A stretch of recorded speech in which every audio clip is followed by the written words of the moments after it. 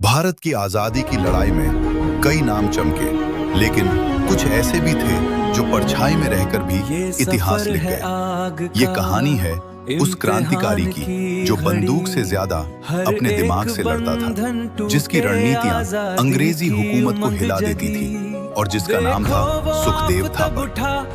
15 मई सन 1907 British Bharat का पंजाब लुधियाना शहर एक साधारण परिवार में जन्म हुआ सुखदेव थापर का। पिता रामलाल थापर, माता रल्ली देवी। लेकिन बचपन में ही पिता का साया उठ गया और फिर उनका पालन पोषण किया उनके चाचा अचिंत राम ने, जो स्वयं देशभक्ति की भावना से भरे हुए थे। घर में अंग्रेजों के अत्याचारों की बातें होती थी और इन्हीं बातों ने एक बच्चे के भीतर क्रांति की चिंगारी जगा दी। समय बीता और सुखदेव पहुंचे नेशनल कॉलेज लाहौर। ये कोई साधारण कॉलेज नहीं था। यहाँ किताबों के साथ साथ क्रांति भी पढ़ाई जाती थी और यहीं उनकी मुलाकात हुई एक ऐसे युवक से जो आगे चलकर भारत की क्रांति का चेहरा बना, भगत सिंह। दोनों की सोच एक थी, दोनों का सपना एक था, आजाद भारत। सुखदेव सिर्फ एक क्रांतिकारी नहीं थे, वो एक संगठन करता थे। उन्होंने युवाओं को जोड़ना शुरू किया। लाहौर में गुप्त बैठकों का आयोजन होने लगा और फिर नौजवान भारत सभा के माध्यम से युवाओं में देशभक्ति की आग फैलने लगी।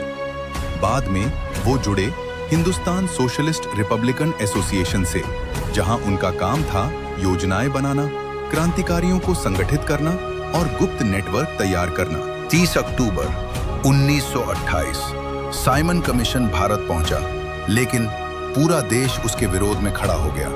लाहौर में विरोध प्रदर्शन का नेतृत्व कर रहे थे लाला लाजपत राय। तभी ब्रिटिश पुलिस ने निर्दयी लाठीचार्ज शुरू कर दिया।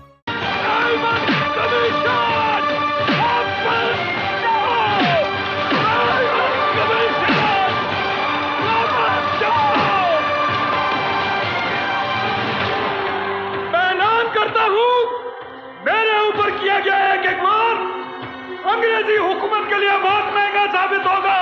मेरे ऊपर बरसाई गई एक लाठी अंग्रेजी राज के ताबूत में आखिरी चीज साबित होगी। और उस लाठी चार्ज का आदेश दिया था ब्रिटिश पुलिस अधिकारी जेम्स ए स्कॉट ने। हर वार सिर्फ शरीर पर नहीं, भारत के आत्मसम्मान पर पड़ रहा था। कुछ दिनों बाद लाला लाजपत राय शहीद हो गए और उसी दिन क्रांति ने बदले की कसम खा ली। सुखदेव थापर ने पूरी रणनीति, रास्ते, समय, भागने का मार्ग सब कुछ तय किया गया। 17 दिसंबर 1928, लेकिन पहचान की गलती में स्कॉट की जगह अंग्रेज अधिकारी जॉन सैंडर्स मारा गया। इस कार्रवाई को अंजाम दिया भगत सिंह और शिवराम राजगुरु ने। ब्रिटिश शासन के लिए यह एक खुली चेतावनी थी। इसके बाद क्रांति रुकने वाली नहीं थी। 8 अप्रैल 1929 दिल्ली की केंद्रीय विधानसभा अंग्रेज काले कानून लागू करना चाहते थे और तब भगत सिंह और बटुकेश्वर दत्त ने असेंबली में बम फेंका। लेकिन वो बम मारने के लिए नहीं था, वो बहरे अंग्रेजी शासन को सुनाने के लिए था। और फिर पूरा देश गूंज उठा, इनकलाब जिंदाबाद। अब अंग्रेजी शासन बौखला चुका था। छापेमारी शुरू हुई, गिरफ्तारियां हुई और आखिरकार सुखदेव भी गिरफ्तार कर लिए गए। लाहौर षड्यंत्र केस चलाया गया, अदालतें लगी, लेकिन इन क्रांतिकारियों के इरादे नहीं टूटे। जेल में भी वो हंसते रहे, गीत गाते रहे और आजादी के सपने देखते रहे। 23 मार्च 1931 लाहौर जेल।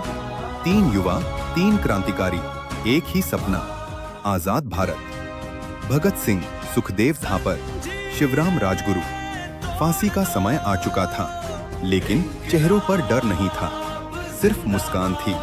और फिर जेल की दीवारें गूंज उठी, इनकलाब जिंदाबाद। सुखदेव थापर सिर्फ एक नाम नहीं, एक विचार है, एक ऐसी सोच जो सिखाती है कि जिंदगी की लंबाई नहीं, उसका उद्देश्य बड़ा होना चाहिए।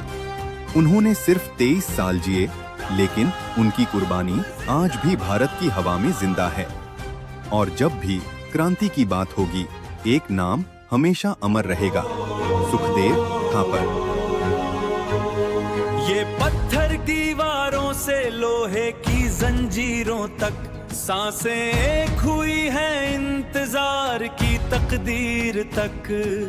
देखो आसमां में रोशनी की लहर अमर गाथाओं को जानने के लिए नवलखा महल सांस्कृतिक केंद्र उदयपुर के राष्ट्र मंदिर में आपका स्वागत है।